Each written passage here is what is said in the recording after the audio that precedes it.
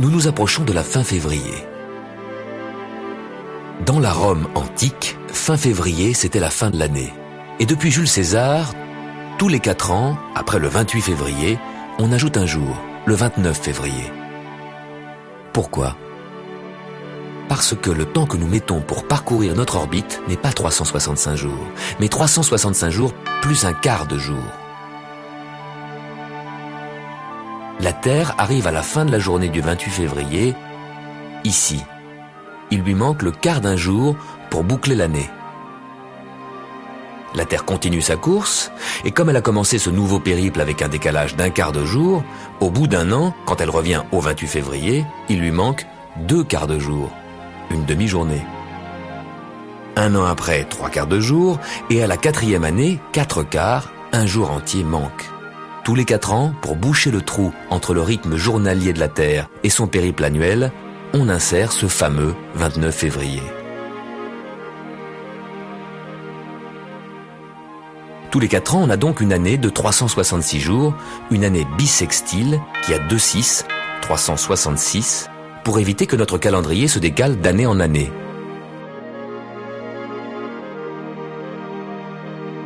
C'est ce que fait le calendrier julien instauré par Jules César.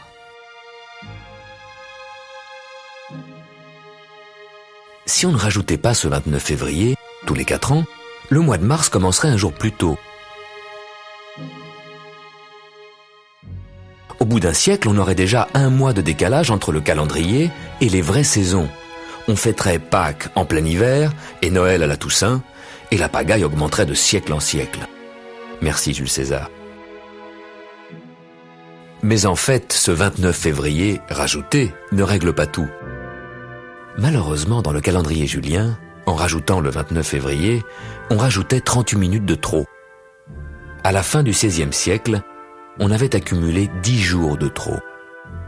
Alors, le pape Grégoire XIII, féru d'astronomie, supprima ces 10 jours et on passa directement du 4 au 15 octobre.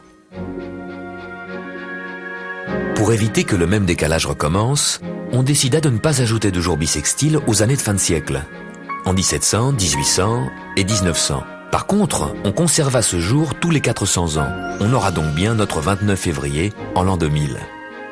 Grâce à ce réglage sophistiqué, notre calendrier grégorien sera juste pour les 3 millénaires à venir.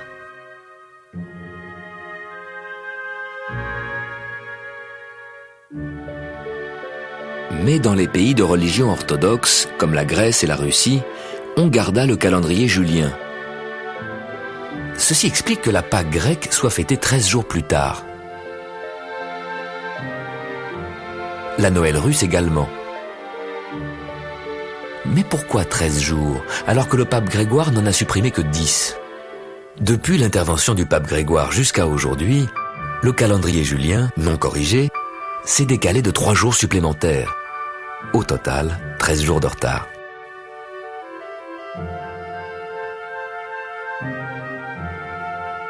Bien synchroniser notre calendrier avec la Terre n'est pas une formalité abstraite ou astronomique.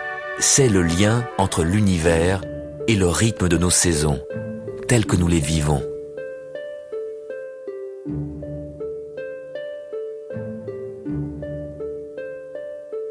Si ce calendrier est si bien réglé, alors pourquoi Pâques se balade dans le calendrier entre mars et avril ?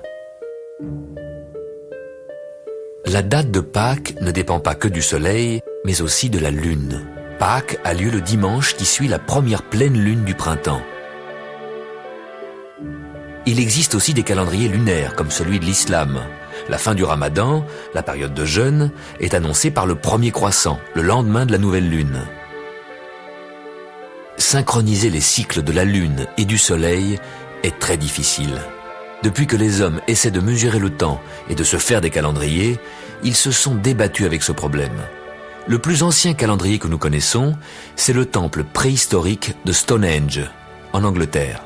Son axe est orienté vers le soleil levant, le jour du solstice, le 21 juin.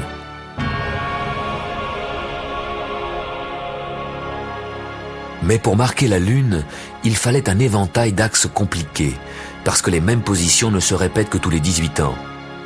Néanmoins, nos ancêtres pouvaient prédire les éclipses. où Soleil et Lune se rencontrent.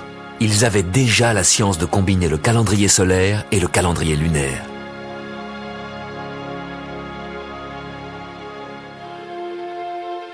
Les autres planètes n'ont pas besoin de calendrier. Sur Terre, le besoin de mesurer le temps et de prévoir les saisons est apparu avec la mise en culture de la Terre. Mais la Terre n'est pas le seul endroit où il y a de la Terre. Nos voisins Mercure, Vénus et Mars sont faits de terre. On les appelle planètes solides, planètes telluriennes. On pourrait marcher sur le sol de Vénus, sauf qu'il y fait beaucoup trop chaud.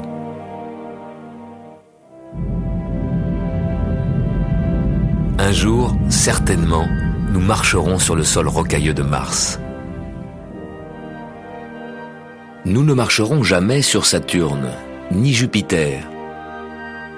Ces grandes planètes ont peut-être des noyaux solides de roche ou de métal, mais elles sont essentiellement constituées de gaz. De toute façon, la masse de Jupiter est 300 fois celle de la Terre.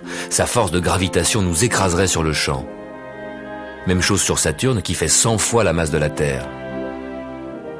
Dans un futur proche, notre seule chance d'atterrir sur d'autres planètes, c'est Mars.